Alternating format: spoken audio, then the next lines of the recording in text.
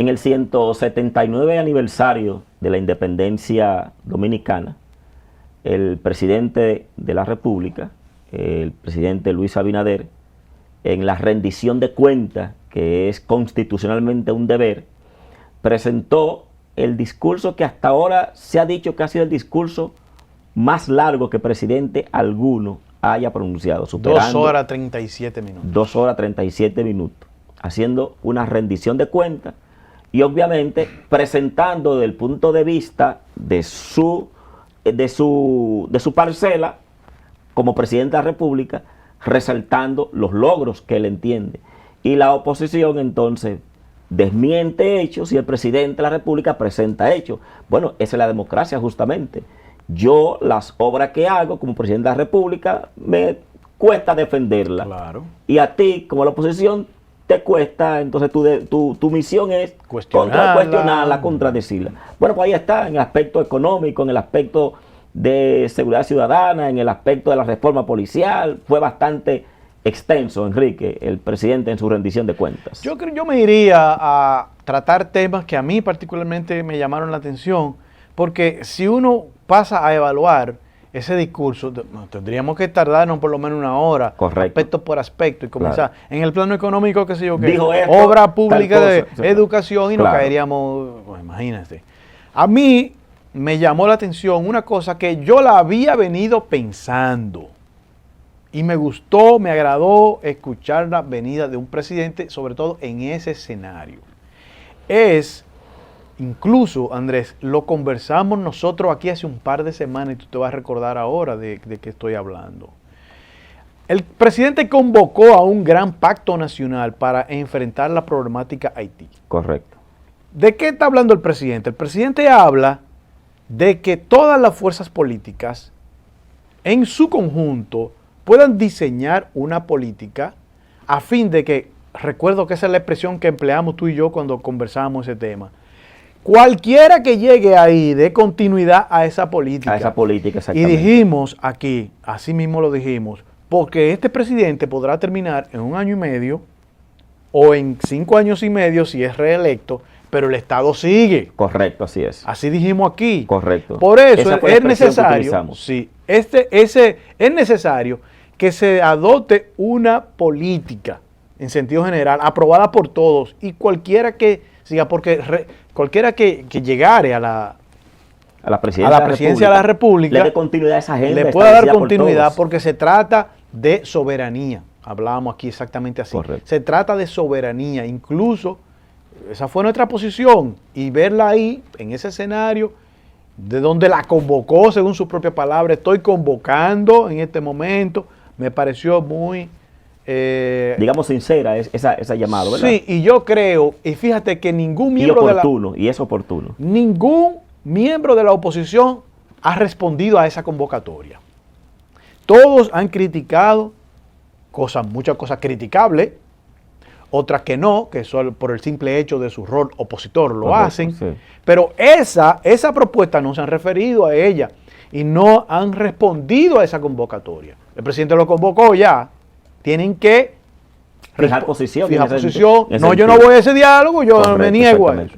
Yo sí, estoy de acuerdo, convoque, diga la hora y día. Y el presidente que hizo el llamado justamente desde el Congreso Nacional y que convocó, tal como tú señalas, que dé paso ahora, digamos, a que, bueno, hice la convocatoria, pero ¿para cuándo? Es decir, ¿cómo yo respondo? ¿Cuál es el mecanismo para yo responder esa convocatoria? El presidente va a enviar una comunicación a los partidos políticos, el presidente va a enviar una comunicación a los líderes políticos, o yo estoy esperando desde mi palco opositor a que haya una reacción frente a esa convocatoria. Lo importante es que se den pasos concretos, que se den pasos firmes para ese diálogo y sobre todo que la oposición y el oficialismo de manera sincera hagan una agenda que tenga que ver con el aspecto de la soberanía nacional, porque es importante. Yo creo que eso se puede enmarcar en el diálogo que se celebra en el escenario del comité, del CES. El Consejo, ¿verdad? El Consejo Económico y Social, sí, establecido en la misma Constitución, está el del CES. Ahí se puede tratar, ese puede ser el escenario por excelencia para esa convocatoria.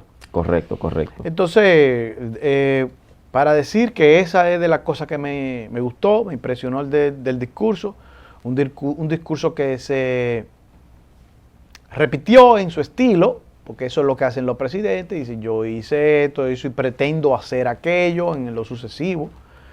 Hay un aspecto que yo sí observé del discurso del presidente, el discurso de 2 horas y unos 37, 38 minutos, es que el presidente no hizo muchas promesas, sino lo que planteó fue cosas que desde su óptica se han realizado, pero no hizo promesas largas como generalmente se suele hacer, pero sí habló de la reforma policial, diciendo que la reforma va, es como si fuera una advertencia que le está haciendo, no sé a quién. Como si alguien se estuviera oponiendo. Oponiendo, y él dice, va por encima de lo que sea. gracias a su decisión eso va. Pues, exactamente. ¿Quién se opone? ¿Quién se opone? Él es el mandatario de la máxima autoridad de la nación. Exactamente. Jefe de las Fuerzas Armadas y de la Policía Nacional. Además, si yo soy presidente de la República, no tendría que preocuparme que alguien se oponga, porque no debe ser un temor de que alguien se oponga. Tú tienes toda la autoridad. Yo tengo toda la autoridad y los mecanismos para hacerlo, ¿verdad? Ahora, te recuerdo que estamos en un país en donde un presidente en ejercicio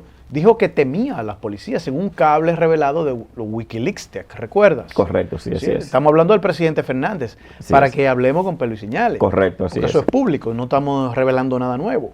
Correcto. En ese país que estamos hablando también en un escenario policial en donde se conoce el poder de articular cosas que tienen o tenían las fuerzas policiales, al punto de que el expresidente Fernández se sentía amenazado por ese estamento. Por las fuerzas policiales.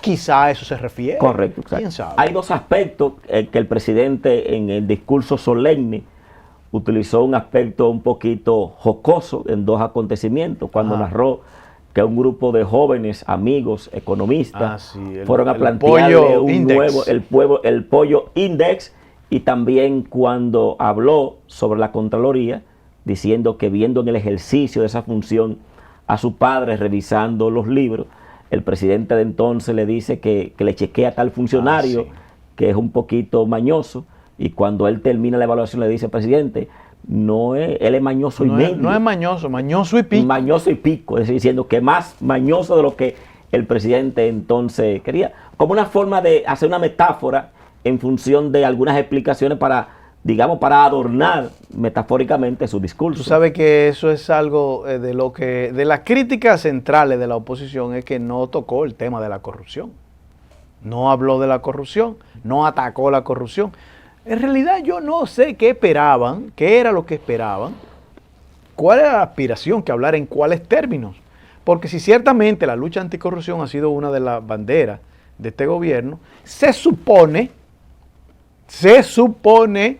que esa lucha anticorrupción no la encabeza el gobierno, la está encabezando el Ministerio Público. Sobre todo porque como él dice que un Ministerio Público independiente, justamente en el abordaje de su rendición de cuentas no puede aparecer eso, porque eso no le corresponde a él. Efectivamente. No le corresponde a él. ¿A quién le corresponde eso? Al Ministerio Público independiente. Claro. Por tanto, eso no es parte de la rendición de cuentas del presidente de la República. Eso es así. Bueno, hemos llegado al final. Vemos a media haciendo más señas que un tráfico de allá. Sí, no, ya no es una cosa desesperante. Desesperante, haciendo más señas diciendo se acabó el tiempo, se acabó el tiempo. Vayamos a la pausa y regresamos de inmediato.